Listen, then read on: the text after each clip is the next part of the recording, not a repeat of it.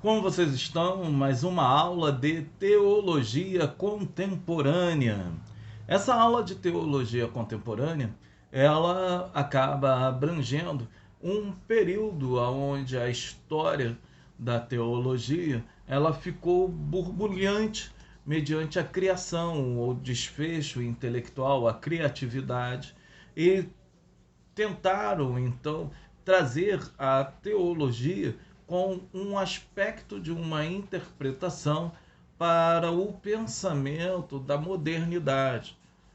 Como parece isso soar um pouco estranho, mas devemos entender que a teologia ela sempre acompanha o seu período histórico, pois a mesma ela é fruto da reflexão dos homens mediante aquilo que Deus assim revela para os mesmos.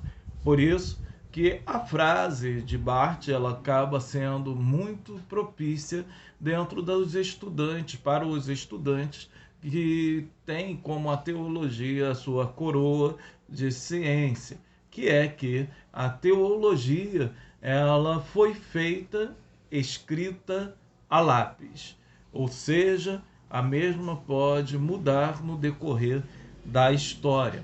Então, estamos aqui adotando o livro Teologias Contemporâneas, da editora Vida Nova. E esse livro conta, né, uma forma bem sintetizada, de maneira de introdução de pensamento sobre alguns pontos de vista da teologia contemporânea. Estamos na página de número 29, ainda falando sobre Karl Barth, e o título é De Volta ao Essencial, subtítulo Barth versus Brunner. Brunner também foi um teólogo fantástico, né? O pensamento dele, mediante a teologia, o ato de criar uma nova teologia também ficou bem presente em Brunner. Só que Brunner foi contemporâneo de Karl Barth. Karl Barth, o teólogo da Basileia, né, onde escreve a sua monumental obra dogmática e eclesiástica em Zurique, ele tinha como um vizinho de cidade próxima, né? Ele tinha na cidade de Zurique, uma cidade próxima onde que Barth vivia, um companheiro de teologia que não chegavam a ser tão amigos assim, que é Emil Brunner. Emil Brunner ele acaba trazendo, né, uma contribuição também para o ato teológico muito grande. Ele foi professor do Seminário Teológico de Princeton durante 2 anos e da Universidade Cristã de Tóquio também. Então, mediante esse tipo de pensamento de Brunner, eles acabam encontrando algumas divergências no campo da teologia. Emil Brunner, ele deixa obras fantásticas para cada um de nós. Ele vai deixar um mediador, que é uma cristologia de fato, onde que o pensamento vai estar voltado apenas em Jesus Cristo, o imperativo divino, que é algo que trata da ética cristã, como os cristãos devem se comportar no mundo onde que os mesmos estão ali inseridos. Ele vai trazer razão e revelação, que é uma epistemologia cristã. O que é isso? Uma teoria de conhecimento, como se pode alcançar. E ele vai deixar os 3 volumes de uma dogmática evangélica, onde a teologia de Brunner acaba sendo caracterizada, sobretudo, como uma teologia do encontro.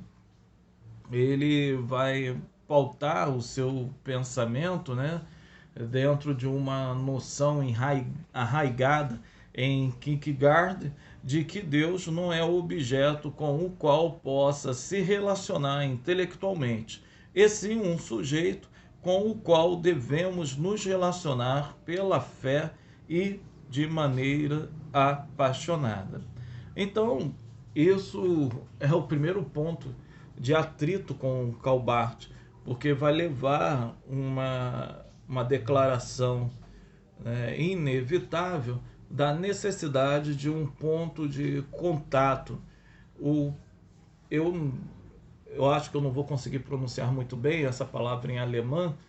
Ela é Anknüpfungspunkt, que seria ponto de contato.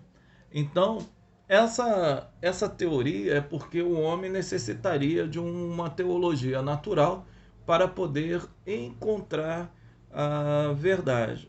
Esse tema, que a princípio parecia ser inocente, é o que vai causar uma grande dificuldade entre o entendimento dos dois baluartes da teologia desse princípio.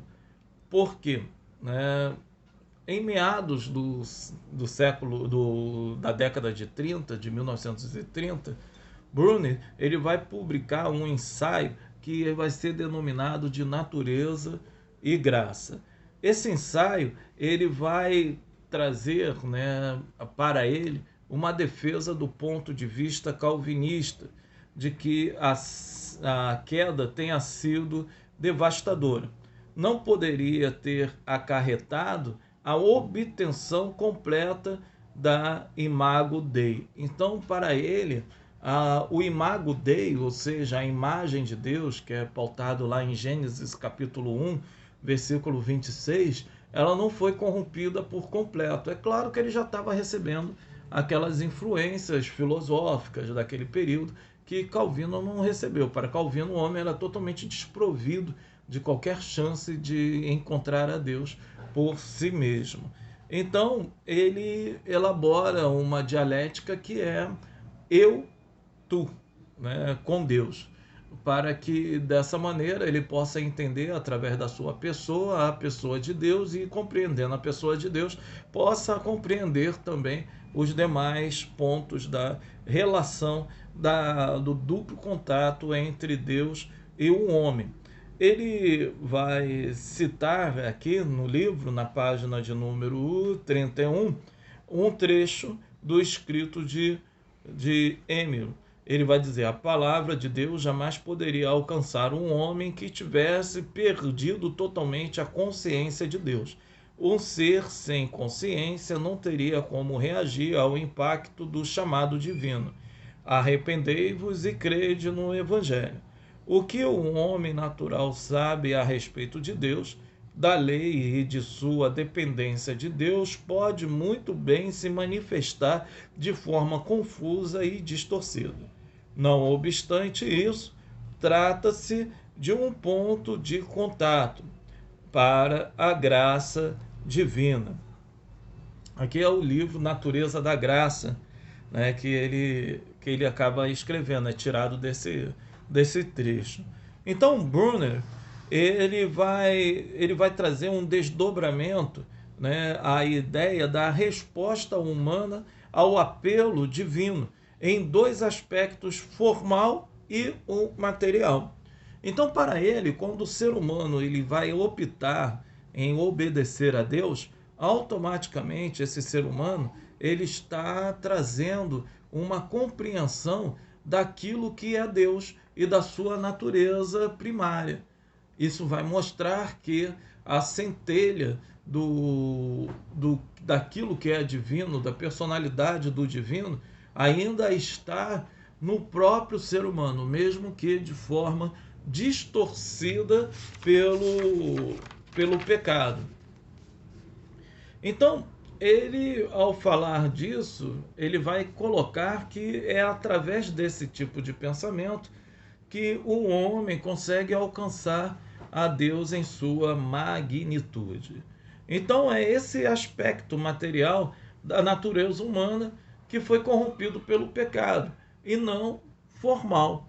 Então, ele traz que o aspecto da corrupção do pecado seria como não entender, não compreender a voz de Deus. mas não torna o homem incapaz de atender o chamado divino.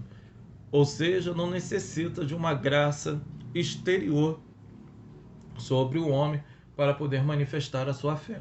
Terminamos o primeiro vídeo, vamos direcionar para o segundo vídeo.